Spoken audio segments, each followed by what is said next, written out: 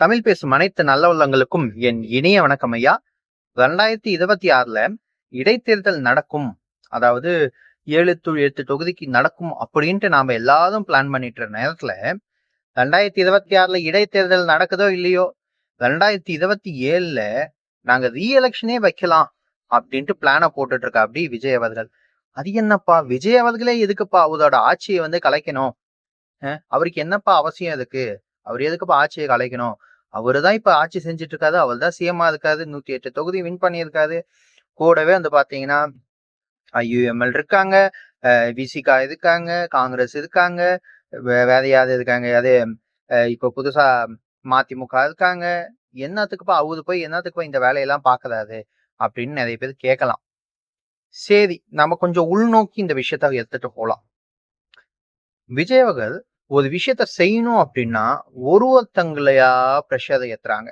எதனா ஒண்ணு பண்ணா இந்த சைடு ப்ரெஷர், எதனா ஒண்ணு பண்ணல அப்படின்னா இந்த பக்கம் ப்ரெஷர். கூட இருக்கிற கூட்டணி கட்சிகள் யாருமே வாயை பொத்தின்னு இருக்கிறதா சரித்திரத்திலேயே கிடையாது. ஆனா இதுவே திமுக கூட அவங்க எல்லாம் ஒட்டிட்டு இருக்கும் போது, ஐயோ ஐயா சொல்லிட்டாதா, ஐயா சொன்னா கரெக்டா தான் இருக்கும் அப்படின்ற மாதிரி இருந்தாங்க.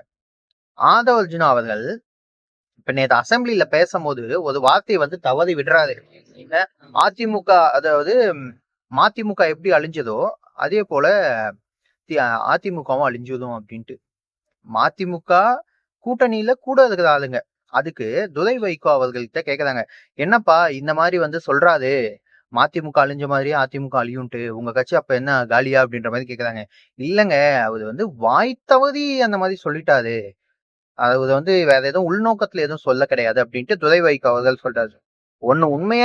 உண்மையை உறக்க சொல்லணும் அப்படின்னா, வைகோவை பொறுத்த வரைக்கும் யாரு கூட வேணாலும் நாங்க கூட்டணி சேர்ந்துப்போம், அவங்க எதை சொன்னாலும் நாங்க சேஞ்ச பச்சுட்டே இருப்போம், அவங்க என்ன மூஞ்சிலே காரி புளிச்சுன்னு துப்பினாலும் பரவாயில்ல, நாங்க கூடவே இருப்போம் அப்படின்னு சுத்துறவர் தான் வைகோ.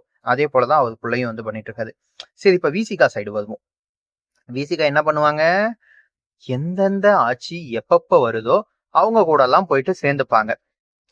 இப்போ இப்போ 2001ல திமுக அதிமுக அப்படியே யார் யார் ஆட்சி செஞ்சாங்களோ அவங்க கூட ஓடி போய் ஒட்டிப்பாங்க.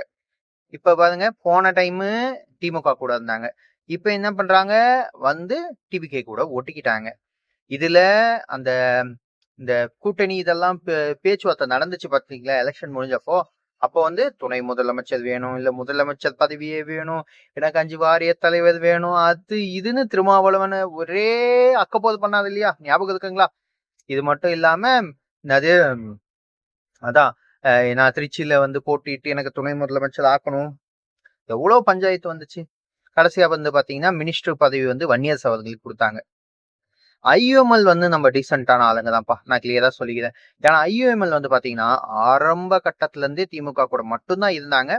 இந்த டைம் இல்ல, நாங்க மாறுறோம், எங்களுக்கு மினிஸ்டர் பதவியும் கொடுக்குறாங்க, அதே போல வேற யாரும் உள்ள வந்துடக்கூடாது, ஆளுநர் ஆட்சி அமையக்கூடாது அப்படின்ற மாதிரி ஒரு முடிவு எடுத்து அவங்களே என்ன பண்ணாங்கன்னா, சரி நாங்க திமுக விட்டு வெளியே வரோம், டிவிகே கூட ஜாயின் பண்ணிக்கிறோம் அப்படின்ற மாதிரி சொன்னாங்க. அவங்களுக்கு மினிஸ்டர் பதவியும் கொடுத்துட்டாங்க, அவங்க டீசெண்டா செயல்பட்டு இருக்காங்க. கம்யூனிஸ்டுக்காரங்க என்ன பண்றாங்க அப்படின்னா, நாங்கெல்லாம் ஆரம்பத்துல இருந்தே கட்சியெல்லாம் ஆரம்பிக்கிறதுக்கு முன்னாடி இருந்தே நாங்கெல்லாம் ஒரு பெரிய உண்டியல் குலுக்கி எங்களுக்கு கொள்கையெல்லாம் நாங்க மறந்துட்டு திமுகக்கே பல வருஷமா விசுவாசமா இருந்த ஆளுங்க நாங்கெல்லாம் கம்யூனிஸ்ட், லெப்டா இருந்தாலும் சரி ரைட்டா இருந்தாலும் சரி எல்லாருமே நாங்க அப்படி இருந்துட்டோம், எங்களை போய் திட்டின்ட்டு கொஞ்சம் ப்ராப்பரா செயல்படுற மாதிரி இது பண்றாங்க. இப்ப பார்த்தா இதுவே போன ஆட்சியில ஒரு போராட்டத்தையும் எடுத்திருக்க மாட்டாங்க. ஆனா அதுவே இப்ப பாத்தீங்கன்னா போராட்டமா பண்றாங்க, எல்லாத்துக்குமே போராட்டம். யாருப்பா அது போராடுறதுன்னு பார்த்தா கம்யூனிஸ்டுக்காரங்க தான் போராட்டமா பண்ணிட்டு இருக்காங்க. எதுக்கு? இந்த சைடு ஒரு ப்ரெஷரை கொடுப்போம், இந்த சைடு ஒரு ப்ரெஷரை கொடுப்போம், இப்படி ஒரு ப்ரெஷர் கொடுப்போம், இப்படி ஒரு ப்ரெஷர் கொடுப்போம். விசிகே ஒரு சைடு ப்ரெஷரு, கம்யூனிஸ்ட் ஒரு சைடு ப்ரெஷரு, ஐயுஎம்எல் அவங்க கொஞ்சம் டீசெண்டா கம்முன்னு இருக்காங்க. சரி, இப்ப காங்கிரஸ் பக்கம் வருவோம். ஏப்பா காங்கிரஸ் என்னப்பா ப்ரெஷர் கொடுக்குது, அவங்களாம் எதுவும் ப்ரெஷர் கொடுக்கலையப்பா அப்படின்னு நினைச்சுக்கலாம். காங்கிரஸ் உள்ள நுழைஞ்சது என்னன்னா, சரி விஜய் அவர்கள் கூட சேர்ந்தா நம்ம எப்படியோ ஒண்ணு பிஎம் ஆயிடலாம் அப்படின்ட்டு ஒரு ராகுல் காந்தி ஒரு கணக்கு போட்டு வச்சிருந்தாரு. ஆனா தமிழ்நாட்டுக்குள்ள என்ன போர்ட்ரேட் பண்ணிட்டு இருக்காங்க, விஜய் தான் நெக்ஸ்ட் பிஎம் கேண்டிடேட்டா விஜய் அனௌன்ஸ் பண்ண போதும், தமிழ்நாட்டுல இருந்து ஒரு பிஎம் வரக்கூடாதா அப்படின்ட்டு ஒரு சைடு எல்லாரும் போர்ட்ரேட் பண்ணிட்டு இருக்காங்க. என்னடா இது, எனக்கே மண்ணழிவு போடுறீங்களே, என் தலையிலே குண்டு வைக்கிறீங்களே அப்படின்ற மாதிரி அவருக்கு வேற ஒரு மாதிரி ஆயிடுச்சு. அவரு வேற ஃப்ரீ பேர்டு இல்லையா, ஒரு ஒரு ஊரா சுத்திட்டு இருப்பாரு. அப்பப்ப இந்த ஊர்ல இருப்பாரு, ஃபாரின்ல இருப்பாரு, அங்க இருப்பாரு, இங்க இருப்பாரு. ஏன்னா குடும்பம் குட்டி எல்லாம் வேற எதுனா ஊர்ல இருக்கா, என்ன ஏதுன்னு தெரியல. கேட்டா கல்யாணமே ஆகலன்றாங்க. என்ன ஏதுன்ட்டு அவருக்கு மட்டும்தான் தெரியும். சரி, இருந்தாலும் ஒன்னும் நம்ம ஒன்னும் கேட்கறதுக்கு இல்ல. அது அவரோட பர்சனல் விஷயஸ். அப்படி சுத்தி இந்த மனுஷனை திடீர்னு இப்படி போர்ட்ரேட் பண்றாங்களே அப்படின்றாங்க. அப்புறம் வடக்கன்ஸ் நார்த் சைட்ல எல்லாம் ஒரு 2 ஷீட்டை தூக்கிக்கிறாங்க. அதான் ஷீட்டை தூக்கிட்டு இது பிஎம் மோடியா இல்ல விஜயா, மோடியா விஜயா அப்படின்ட்டு கேட்டு சுத்திட்டு இருக்காங்க. இன்னும் நிறைய இடத்துல என்ன சொல்றாங்க அப்படின்னா, விஜய் அவர்கள் வந்து பாத்தீங்கன்னா தமிழ்நாட்டுல எல்லாம் கோயில்ல இருந்த உண்டியெல்லாம் தூக்கிட்டு போயிட்டு ஸ்கூல்ல வச்சிட்டாங்க. அப்புறம் வந்து ஸ்கூல்ஸ்ல வேலை செய்யறவங்களோட சேலரி எல்லாம் வந்து கம்மி பண்ணிட்டாரு. 1,00,000 ரூபாய் வாங்கியிருந்தவங்களுக்கு 20,000 பண்ணிட்டாரு, 25,000 பண்ணிட்டாங்க. ஒழுங்கா ஸ்கூல்ல கிளாஸ் எடுக்கலன்னா அவங்களுக்கு எல்லாம் வந்து கம்மி பண்ணிட்டாரு. பயங்கரமா இது பண்றாரு, நடத்துறாரு, அது இதுன்ட்டு ஏதோ விஜய வந்து பாத்தீங்கன்னா ஃபுல் அண்ட் ஃபுல் போர்ட்ரேட் பண்ணிட்டு இருக்காங்க நார்த் இந்தியா சைட்ல. சரி, இது யாரா போர்ட்ரேட் பண்றது? விஜயவர்கள் சைட்ல இருந்தா போர்ட்ரேட் பண்றாங்களா என்ன ஏதுன்னு பார்த்தா, விஜயவர்கள் சைட்ல எல்லாம் இந்த மாதிரி ஒரு விஷயத்தையே யாரும் பண்ண கிடையாது. சரி, யாருப்பா இந்த மாதிரி வேலையெல்லாம் பண்றது, எந்த இன்ஃபுளுசர் இந்த மாதிரிலாம் பண்றதுக்கு யாருக்கிட்ட அந்த அமௌண்ட் வாங்கிட்டு இதெல்லாம் பண்றாங்கன்ட்டு உள்ள ஆராய்ச்சி பண்ணி பார்த்தா, பிஜேபி சைட்ல இருந்தா இந்த வேலையெல்லாம் பார்த்துட்டு இருக்காங்க. எதுக்கு அப்படின்னா, பிஜேபின்றவங்க மதவாத சக்தி, இதே காங்கிரஸ்ன்றவங்க மதத்தெல்லாம் வந்து லைட்டா பாக்குற சக்தி. சரி, இப்ப விஜயவர்கள் உண்டியல் எல்லாம் தூக்கிட்டாரு அப்படின்னா என்ன பண்ணுவாங்க? பிஜேபிக்கு ஆளுங்க தான் உண்டியல் சாமி அப்படின்னு சொல்றவங்க. அவங்க என்ன பண்ணுவாங்க? ஐயோ, எங்க சாமி மேலேயே நீங்க கை வைக்கிறியா, உனக்கு ஆப்போசிட்டா தான் நான் ஓட்டு போடுவேன், அந்த ஓட்டெல்லாம் பிஜேபிக்கு போகும். இதுவே வந்து பிஜேபிக்கு ஆப்போசிட்டா இருக்கிறவங்க எல்லாம் என்ன பண்ணுவாங்க? காங்கிரஸ கண்டுக்கிறதே இல்லை இப்பெல்லாம்.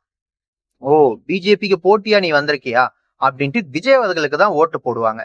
சோ பிஜேபி என்ன பிளான் வந்துன்னா, நம்ம விஜய கூட கொண்டு வந்துக்கலாம், ஆனா காங்கிரஸை எதுக்குமே கொண்டு வரக்கூடாதுன்ட்டு காங்கிரஸ அடிச்சு வெளியே தோத்துற வேலைய, அதாவது நீ எல்லாம் எதுக்குமே தேட மாட்டாடா தம்பி, உன்னையெல்லாம் அடிச்சு வெளியே நாங்க தோத்துறோம் அப்படின்ற வேலையை தான் காங்கிரஸ் வந்து, அதாவது காங்கிரஸ வச்சு செய்யற வேலையை தான் பிஜேபி வந்து பார்த்துட்டு இருக்கு. எந்த ஏரியாலையுமே காங்கிரஸே இருக்க கூடாது, வேற கட்சி கூட வந்தா கூட பரவாயில்ல, பிஜேபி இதுக்கு அதுக்கு ஆப்போனண்டா டிவிகே வந்தா கூட பரவாயில்ல அப்படின்றதுனால டிவிகேவை போர்ட்ரேட் பண்ணி டிவிகேவை பெருசு பண்ணிட்டு காங்கிரஸ் அப்படியே மட்டம் தட்டிட்டு இருக்காங்க. சரியா, இந்த மாதிரி வேலையை தான் அந்த இடத்துல ஒரே பரவலா பண்ணிட்டு இருக்காங்க. அப்புறம் நேத்து மினிஸ்டர் பிரபு அவர்கள் வந்து ஒரு போட்டோ ஒண்ணு காமிச்சாரு அசம்பிளில. ஏங்க, நீங்க என்னத்த காணோம்னு ஒரு காமெடியை பார்த்திருப்பீங்க. இங்க பாருங்களேன், மழையவே காணாங்க, மழையவே காணோம் அப்படின்ட்டு. சரி, பிராங்காவே பேசலாமா? நான் கிருஷ்ணகிரி தர்மபுரி சைடு எல்லாம் பாத்தீங்கன்னா எக்கச்சக்கமான மலைகளோட இருக்கக்கூடிய ஒரு ஏரியா. வந்து பாத்தீங்கன்னா பாதி இடத்துல பாதி குறைஞ்ச மாதிரிதான் இருக்கும், நிறைய மலைகள். என்ன ஏதுன்னு பார்த்தா, கல்லு, கிரைனேட்டுக்கு கல் எடுக்குறாங்க. ஏன்னா கிரைனேட் இங்க நிறைய கிருஷ்ணகிரில, கிரைனேட்டுக்கு கல் எடுக்குறாங்க, அப்புறம் கிரஷருக்கு கல் எடுக்குறாங்க, அப்புறம் கருங்கல் பாறைகள் அதெல்லாம் வெட்டி இந்த தூண்கள் செய்யறாங்க, அதுக்கு கல் எடுக்குறாங்க, அப்புறம் கடகால் போடுறதுக்கு கல் எடுக்குறாங்க. எல்லா இடத்துலயும் வெட்டி வெட்டி வெட்டி மலைகள் எல்லாம் அழிச்சுட்டே வராங்க. நான் நமக்கு தெரிஞ்ச நிறைய பேர் இங்கேயே மலை மூலிங்கெல்லாம் இருக்காங்க. நீங்க வந்து வேற வேற ஊர் போறீங்க, பட் இங்க கிருஷ்ணகிரிலேயே நிறைய மலை மூலிங்கெல்லாம் இருக்காங்க. கிரானைட் கம்பெனி எல்லாம் வச்சிருக்க மலை மூலிங்கெல்லாம் இருக்காங்க. மலைகள்லாம் நிறைய அவங்களுக்கு குவாரிகள் இருக்கு, அவங்களே வந்து நிறைய காலி பண்ணிட்டு இருக்காங்க. நம்மளும் அதெல்லாம் ஒன்றும் பெருசா ஒன்றும் இது பண்ணிக்க வேண்டாம். ஏன்னா இப்ப பிரபு அவர்கள் களத்துல இறங்கி நிறைய பார்த்துட்டு இருக்காரு, யார் யாரு எந்தெந்த தப்பெல்லாம் பண்றாங்க, எங்கெங்க வந்து எவ்வளவு அளவுக்கு வரைக்கும் தோண்டணுமோ, எவ்வளவு அளவுக்கு வரைக்கும் வெட்டணுமோ அதெல்லாம் தாண்டி யார் யாரு வெட்டுறாங்க என்ன எதுன்ட்டு ஃபுல்லா கிளியரா கட்டா பார்த்துட்டு தான் இருக்காங்க. ஸோ அப்படியே கொஞ்சம் கொஞ்சமா பண்ணி பண்ணி எவ்வளோக்கு எவ்வளவு பண்ணணுமோ அதை கொஞ்சம் பண்ணி விடுங்கப்பா. ஏன்னா நானே எங்கன்னா ஒன்று அழகாவது மலையை பார்ப்போம், அப்படியே அந்த சைடு போய் பார்த்தா பாதி மலையே இருக்காது. அந்த மாதிரிதான் நிறைய தர்மபுரி கிருஷ்ணகிரி சைடெல்லாம் பாதி பாதி மலையை வந்து கிரஷர்காரங்கெல்லாம் வந்து நோண்டி நோண்டி அடிச்சு அடிச்சு உடச்சு உடச்சு நுறுக்கிட்டு இருக்கிறாங்க. ஸோ அந்த மாதிரி இஷ்யூஸ் எல்லாம் வராத மாதிரி தயவு செஞ்சு பார்த்துக்கோங்க. ஓகே நண்பன், உங்களுக்கு இந்த வீடியோ பிடிச்சிருந்தா லைக் பண்ணிக்கோங்க, சப்ஸ்கிரைப் பண்ணிக்கோங்க, கமெண்ட் பண்ணிக்கோங்க. நம்ம அடுத்த வீடியோல சந்திப்போம்.